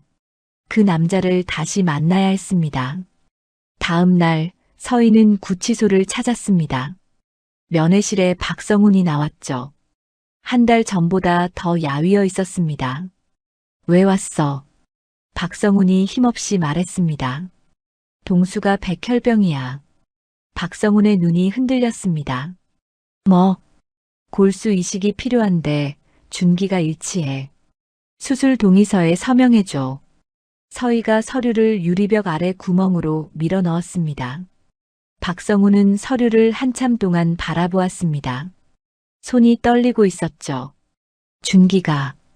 준기가 동의한 거야? 준기가 먼저 하겠다고 했어. 박성훈의 눈에 눈물이 고였습니다. 그 녀석이 그랬어? 그래. 정말 인정하기 싫지만 내 아들이야. 둘 다. 박성훈이 고개를 떨구었습니다. 눈물이 뚝뚝 떨어졌죠. 내가 대체 무슨 짓을 한 거지? 그 어린 놈도 제 형제를 살리겠다고 나서는데 나는 애비가 돼서 내 새끼를 죽이려고 했어. 내 핏줄을. 박성훈이 가슴을 쳤습니다. 미쳤었어. 진짜 미쳤었던 거야. 돈에 눈이 멀어서, 여자에 미쳐서, 회사에 눈이 멀어서 내 새끼도 못 알아봤어. 서희는 가만히 지켜보았습니다. 후회해도 소용없어. 당신이 한 짓은 용서받지 못해. 알아, 그거. 박성훈이 고개를 들었습니다. 눈물 범벅인 얼굴이었죠. 근데 이것만은 하게 해줘. 이것만은 아비로서 하게 해줘. 박성훈이 펜을 집어들었습니다. 떨리는 손으로 서류에 서명했죠. 동수 살려. 그리고 준기도 잘 부탁해. 서희가 서류를 받아들었습니다. 준기는 걱정 마. 내가 지킬 거야. 서희가 몸을 돌렸습니다. 서희야. 박성훈이 불렀습니다. 미안해. 정말 미안해. 서희는 대답하지 않았습니다. 그저 면회실을 나왔죠. 수술은 일주일 후로 잡혔습니다. 준기는 병원에 입원했죠. 동수 병실 옆방이었습니다. 수술 전날 밤이었습니다. 준기가 병실을 빠져나와 동수의 방으로 갔죠. 동수는 깨어 있었습니다. 창백한 얼굴로 천장을 바라보고 있었죠. 준기. 동수가 준기를 보고 눈을 깜빡였습니다. 준기가 침대 옆 의자에 앉았습니다. 그리고 수첩을 꺼내 글씨를 적었죠. 미안해. 내가 내 자리에 있었어. 동수가 쪽지를 읽고 고개를 저었습니다. 내 잘못 아니야. 아줌마가 그랬어. 준기가 또 적었습니다. 내일 수술하면 나을 수 있대. 기다려. 동수가 희미하게 웃었습니다. 고마워, 준기야. 동수가 손을 내밀었습니다. 준기가 그 손을 잡았죠. 작고 차가운 손이었습니다. 두 아이는 말없이 손을 잡고 있었습니다. 창문으로 달빛이 쏟아져 들어왔죠. 복도에서 지켜보던 서희의 눈에 눈물이 고였습니다. 악연으로 시작된 두 아이가 이제 서로의 손을 잡고 있었죠. 서희는 김만식 노인과 함께 조용히 그 모습을 지켜보았습니다. 회장님, 저 아이들이. 노인이 울먹였습니다. 이제 형제가 됐네요. 서희가 고개를 끄덕였습니다.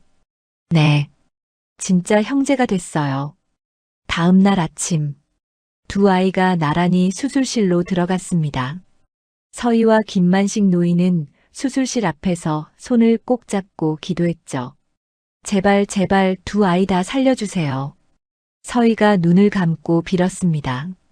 수술실 문 위에 빨간 불이 켜졌습니다. 긴 기다림이 시작되었죠. 수술실의 빨간 불이 꺼지지 않았습니다. 1시간이 지나고 2시간이 지났죠. 서희는 복도 의자에 앉았다 일어섰다를 반복했습니다. 김만식 노인은 벽에 기대어 두 손을 모으고 있었죠. 어르신, 앉아 계세요. 다리 아프시잖아요. 서희가 말했습니다. 괜찮습니다. 앉아있으면 더 불안해요. 노인의 목소리가 떨렸습니다. 3시간이 지났습니다. 서희의 손톱이 손바닥에 자국을 낼 만큼 주먹을 꽉 쥐고 있었죠. 그때 수술실 문이 열렸습니다. 의사가 마스크를 내리며 나왔죠. 서희가 벌떡 일어났습니다. 어떻게 됐어요? 아이들은요? 의사가 미소를 지었습니다. 수술 성공입니다. 이식이 잘 됐어요. 서희의 무릎이 풀렸습니다. 그 자리에 주저앉으며 울음이 터져 나왔죠. 감사합니다, 감사합니다. 김만식 노인도 눈물을 흘리며 바닥에 주저앉았습니다. 동수가 살았습니다. 우리 동수가. 노인이 오열했습니다. 의사가 서희를 부축해 일으켰습니다. 아이들은 회복실로 옮겨졌습니다. 준기는 내일 퇴원해도 되고 동수는 경과를 지켜봐야 해요. 1달 정도 입원이 필요합니다. 네, 알겠습니다. 정말 감사합니다. 서희가 연신 고개를 숙였습니다. 회복실에 들어가니 2 아이가 나란히 누워 있었습니다. 준기가 먼저 눈을 떴죠. 서희가 준기의 침대 옆에 앉았습니다. 준기야, 괜찮아? 준기가 고개를 끄덕였습니다. 그리고 작은 목소리가 흘러나왔죠. 동수 괜찮아요? 서희의 눈이 커졌습니다. 1달 넘게 말 한마디 하지 않던 아이였죠. 준기야, 지금 말한 거야? 준기가 고개를 끄덕였습니다.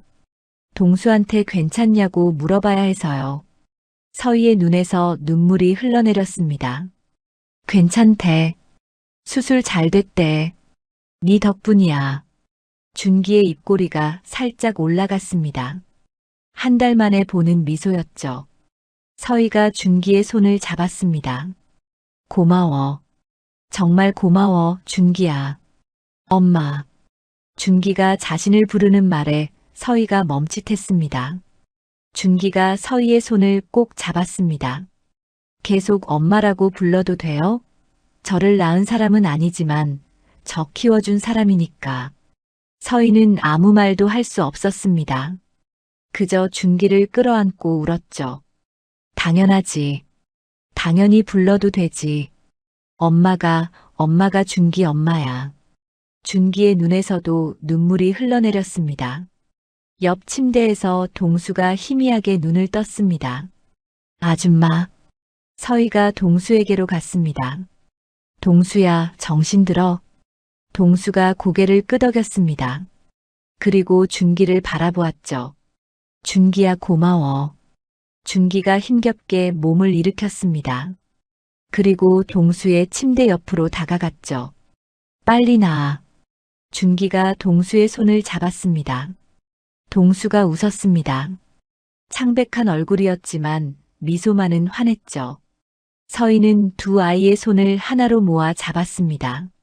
작은 손 2개. 이제 진짜 형제가 된 2 아이의 손이었죠. 1달이 지났습니다. 동수의 상태가 눈에 띄게 좋아졌죠. 볼에 살이 붙었고 눈빛에도 생기가 돌았습니다. 퇴원하는 날이었습니다. 서희는 2 아이를 데리고 병원을 나섰죠. 밖에는 햇살이 쏟아지고 있었습니다. 동수가 눈을 가늘게 뜨며 하늘을 올려다보았죠. 아줌마, 햇빛이 따뜻해요. 서희가 동수의 머리를 쓰다듬었습니다. 그래, 따뜻하지? 준기가 동수의 손을 잡으며 말했습니다. 동수야, 어서 집에 가자. 엄마가 맛있는 거 해준대. 동수는 한참 동안 서희를 바라보았습니다. 그리고 입을 열었죠. 나도 엄마라고 불러도 돼요?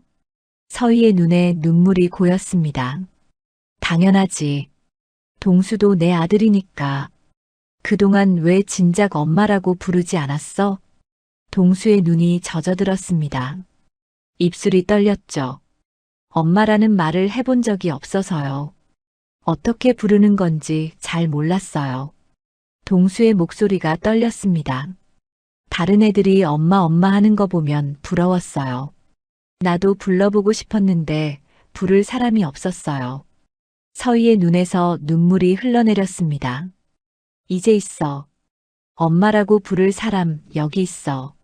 서희가 동수의 손을 꼭 잡았습니다. 천천히 불러봐. 급하지 않아. 동수가 입술을 달싹거렸습니다. 작은 목소리가 흘러나왔죠. 엄마. 한 글자 한 글자 조심스럽게. 마치 금방이라도 깨질 것 같은 보물을 다루듯. 엄마. 동수가 서희에게 안겼습니다. 작은 어깨가 들썩였죠. 엄마, 엄마. 동수가 계속 그 단어를 반복했습니다. 마치 10년간 하지 못했던 말을 쏟아내듯. 서희는 동수를 꼭 껴안았습니다. 준기도 다가와 둘을 껴안았죠. 세 사람은 병원 앞에서 한참을 껴안고 있었습니다. 지나가는 사람들이 쳐다보았지만 상관없었어요. 김만식 노인이 멀찍이 서서 그 모습을 지켜보고 있었습니다. 주름진 얼굴에 눈물이 흘러내렸죠. 집으로 돌아왔습니다. 서희는 두 아이를 데리고 교도소로 향했어요. 면회실에 박성훈과 최미영이 나란히 앉아 있었습니다. 유리병 너머로 서희와 두 아이가 보였죠. 동수의 얼굴에 혈색이 돌아온 것을 보고 박성훈의 눈에 눈물이 고였습니다. 살았구나. 살았어. 박성훈이 중얼거렸습니다. 준기가 유리벽 앞으로 다가갔습니다. 최미영을 바라보았죠. 최미영이 유리벽에 손을 가져다 댔습니다. 준기야, 우리 준기 엄마 보러 왔어? 엄마 보고 싶었어? 준기는 대답하지 않았습니다. 한참 동안 최미영을 바라보다 입을 열었죠. 나 이제 동수랑 진짜 형제야. 최미영의 얼굴이 일그러졌습니다. 무슨 소리야? 저 애는 네 동생 아니야. 너랑 상관없는 애라고. 준기가 고개를 저었습니다. 아니야. 동수는 내 동생이야. 나랑 아빠가 같잖아. 최미영의 눈이 휘둥그레졌습니다. 준기야, 그게 무슨 답답한 소리야. 최 실장 아줌마. 준기가 최미영을 향해 차분하게 말했습니다. 더 이상 나 때문에 나쁜 짓 하지 마. 나 걱정하지 않아도 돼. 나한테는 진짜 엄마가 있으니까. 준기가 서희의 손을 잡았습니다. 최미영의 얼굴이 새하얗게 질렸습니다. 준기야, 준기야, 그게 무슨 소리야. 내가 네 진짜 엄마잖아.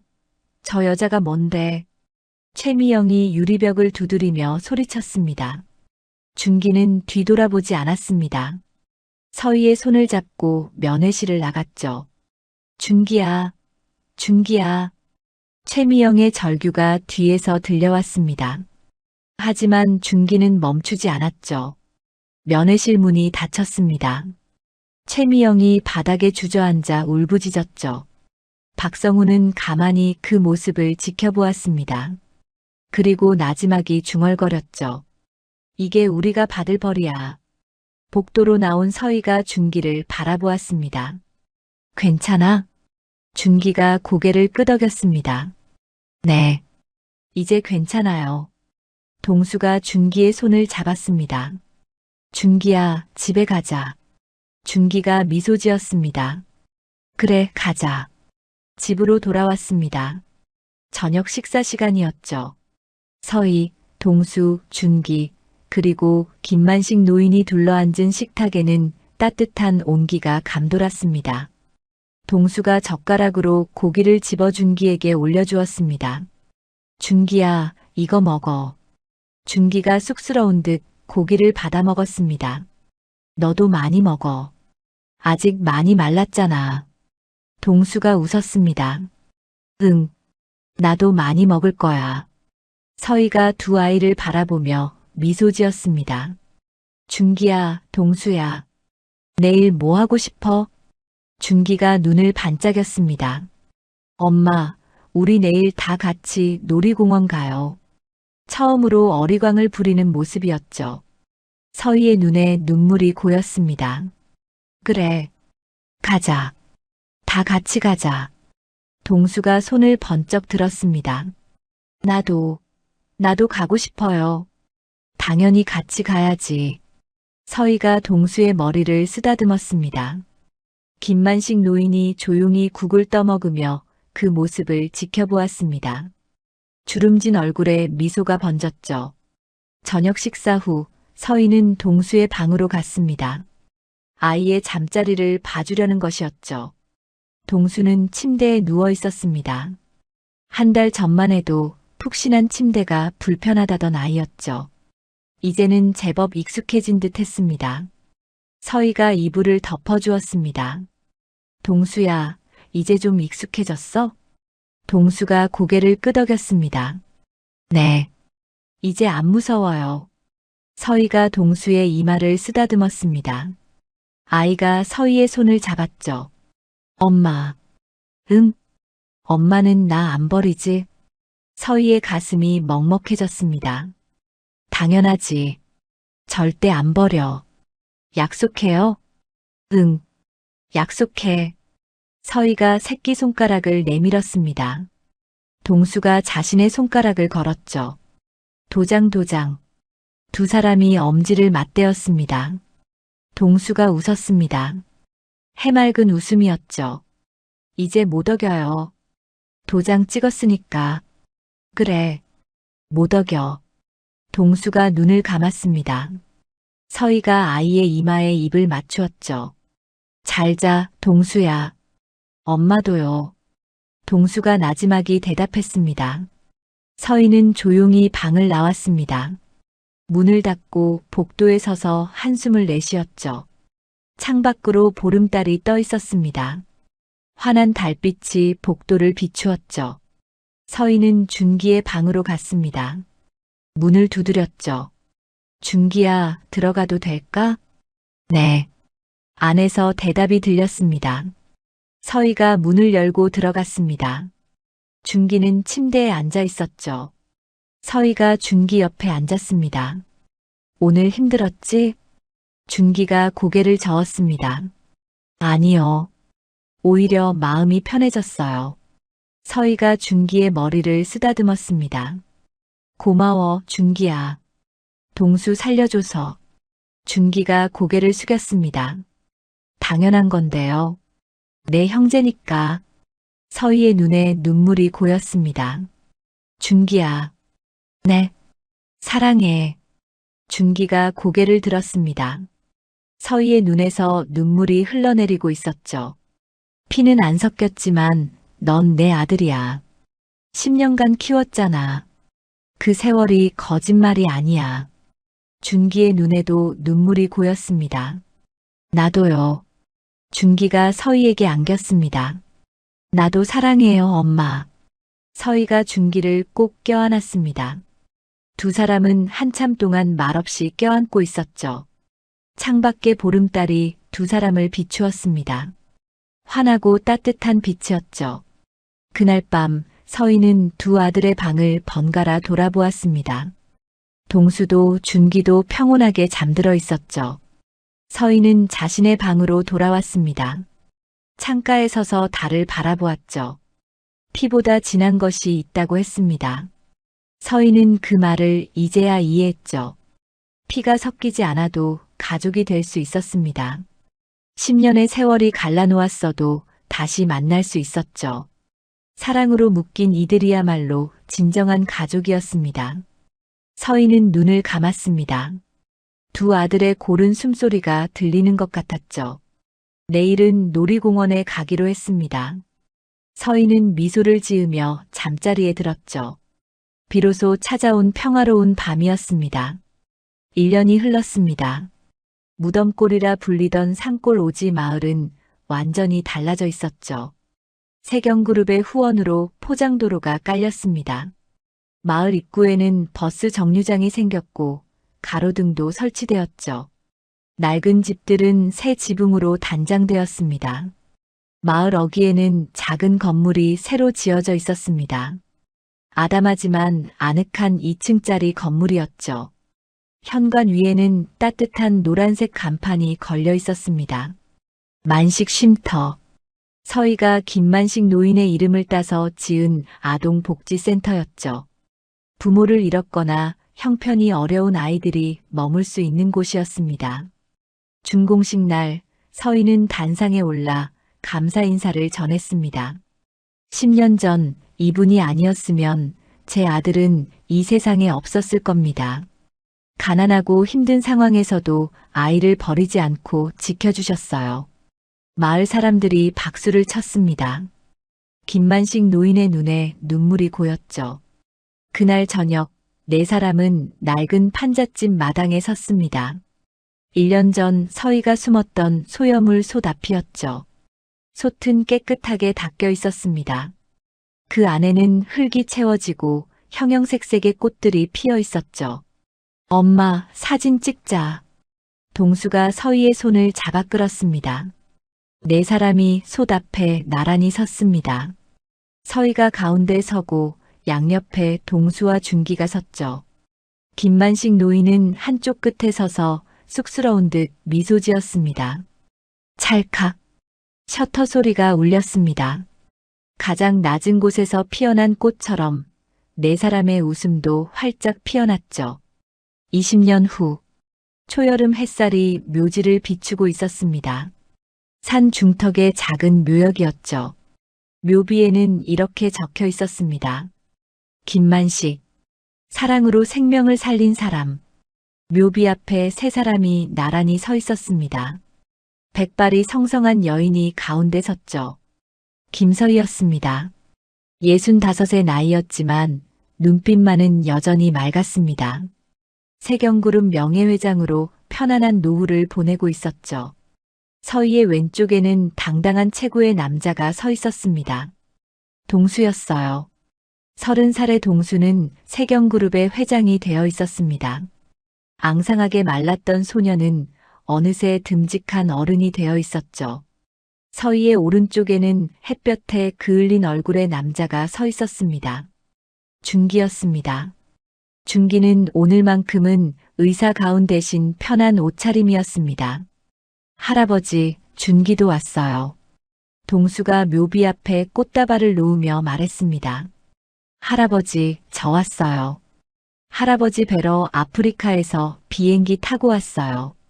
준기가 묘비를 쓰다듬으며 나지막이 말했습니다. 준기는 의과대학을 졸업한 후 국제의료봉사단에 들어갔습니다. 아프리카, 중동, 전쟁 지역. 도움이 필요한 곳이라면 어디든 달려갔죠. 준기야, 이번엔 얼마나 있다가? 동수가 물었습니다. 일주일. 시리아 난민촌에 의료품 보내는 일 마무리하고 다시 가야 해. 준기가 대답했습니다. 맨날 위험한 데만 돌아다니고 이제 좀 한국에서 편하게 살지. 동수가 투덜거렸습니다. 나는 그게 편해. 거기 있으면 어릴 때 생각이 나거든. 준기가 미소 지으며 말했습니다. 가난해서 아픈 아이들, 전쟁 때문에 다친 아이들. 그 아이들 보면 어렸을 때 동수 네 생각이 나. 너도 어릴 때 아팠잖아. 그때 내가 너한테 골수 줬을 때. 그때부터 계속 생각했어.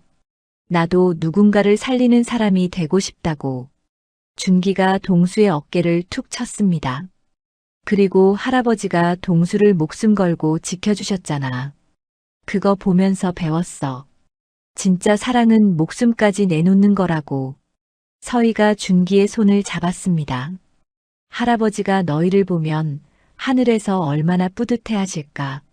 엄마, 할아버지 돌아가신 지 벌써 5년이네요. 동수가 말했습니다. 그래, 5년이나 됐네. 서희가 묘비를 바라보며 눈물을 훔쳤습니다. 김만식 노인은 5년 전 85의 나이로 세상을 떠났습니다. 마지막까지 세경그룹 저택의 정원을 가꾸며 살았죠. 동수와 준기가 장성하는 것을 모두 지켜보았습니다. 노인은 눈을 감기 전 서희의 손을 잡고 말했습니다. 회장님 감사했습니다. 죄인인 저를 용서하시고 가족을 주셔서. 서희는 그 손을 꼭 잡고 대답했죠.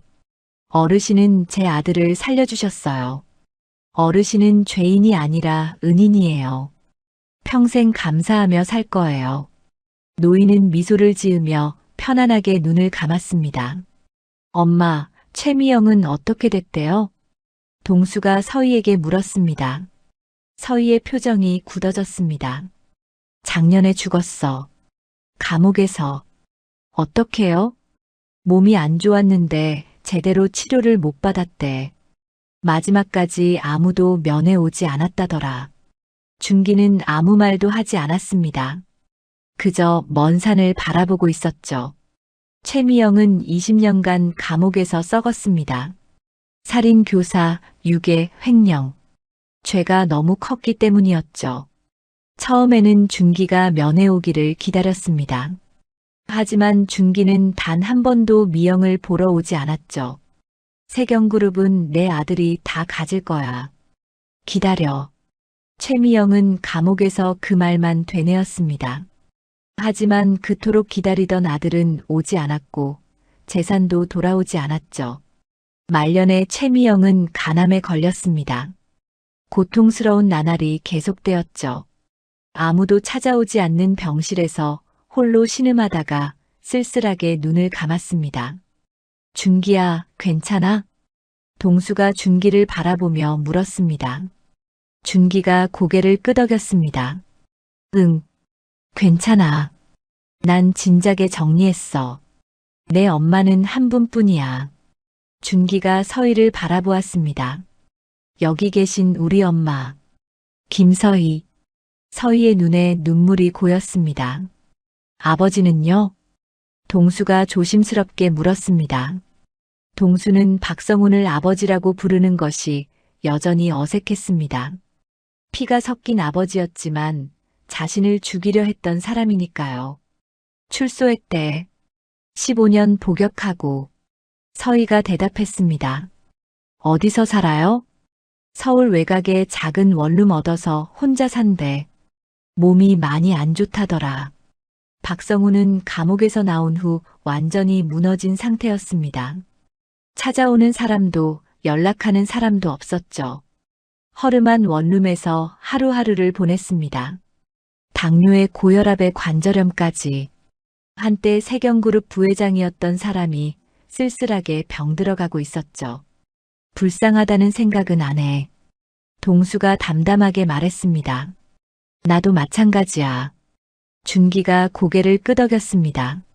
자기가 뿌린 대로 거두는 거야. 우리는 우리 삶을 살면 돼. 서희가 두 아들의 어깨를 감싸며 말했습니다. 세 사람은 묘비 앞에 나란히 섰습니다. 바람이 불어와 나뭇잎이 살랑거렸죠. 할아버지, 저희 잘 살고 있어요. 동수가 묘비에 대고 말했습니다. 저는 회사 열심히 하고 있고 형은 아픈 사람들 치료해주고 있어요. 엄마는 건강하게 잘 계시고요.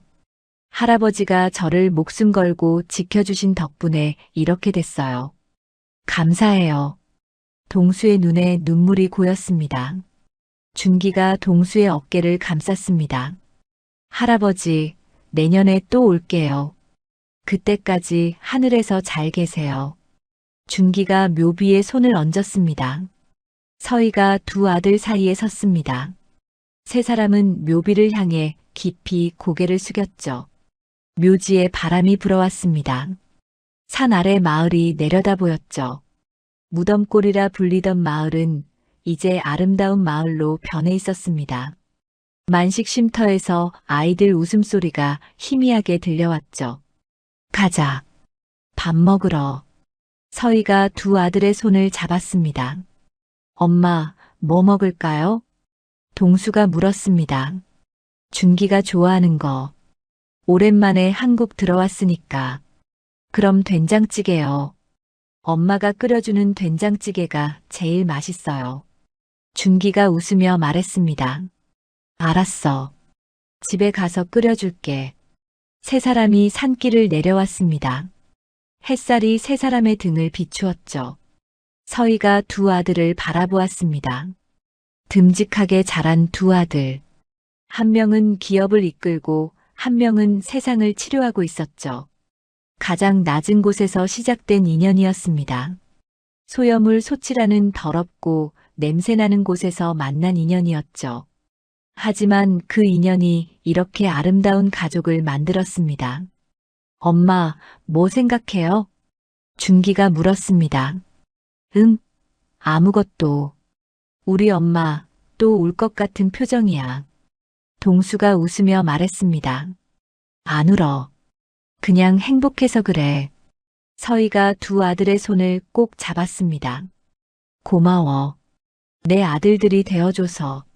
저야말로요. 우리 엄마 되어줘서 감사해요. 동수와 준기가 동시에 말했습니다. 세 사람의 웃음소리가 산에 울려 퍼졌습니다. 저 멀리 마을에서 아이들 노래소리가 들려왔습니다. 만식 쉼터에서 부르는 노래였죠. 가장 낮은 곳에서 피어난 꽃이 가장 아름답다고 했습니다. 세 사람의 사랑도 그랬습니다. 가장 어두운 곳에서 시작되어 가장 환하게 빛나고 있었죠. 지금까지 김서희와 동수, 준기의 이야기를 함께 해주셨습니다. 세상에는 피로 맺어진 가족도 있지만 사랑으로 맺어진 가족도 있습니다. 어쩌면 진짜 가족이란 핏줄이 아니라 서로를 지키려는 마음에서 시작되는 것인지도 모릅니다. 10년간 잃어버린 아들을 되찾은 어머니. 가난 속에서도 아이를 버리지 않고 목숨 걸고 지켜준 노인. 자신을 낳아준 사람 대신 길러준 사람의 손을 잡은 아이. 그리고 피 한 방울 섞이지 않은 아이까지 끝내 품어준 어머니의 사랑. 악인들은 결국 자신이 뿌린 대로 거두었습니다. 최미영은 아무도 찾지 않는 감옥에서 쓸쓸히 생을 마감했고, 박성우는 허름한 골방에서 홀로 병들어 늙어가고 있죠. 탐욕의 끝은 언제나 고독입니다. 가장 낮은 곳에서 핀 꽃이 가장 아름답다고 했습니다. 소염을 소치라는 더럽고 냄새나는 곳에서 피어난 사랑이 세 사람의 인생을 바꾸어 놓았습니다. 오늘 이 이야기가 여러분의 마음에도 따뜻한 온기로 남길 바랍니다. 지금 힘든 시간을 보내고 계신 분이 있다면 포기하지 마세요. 가장 어두운 밤이 지나면 반드시 새벽이 옵니다. 사랑하는 독자 여러분, 오늘의 긴 여정을 함께 들어주신 분이 계시다면 잘 들었다고 댓글 하나만 남겨주세요. 무료인 구독과 좋아요 눌러주시면 좋은 기운 받아서 더 재밌고 감동적인 영상으로 찾아오겠습니다. 감사합니다.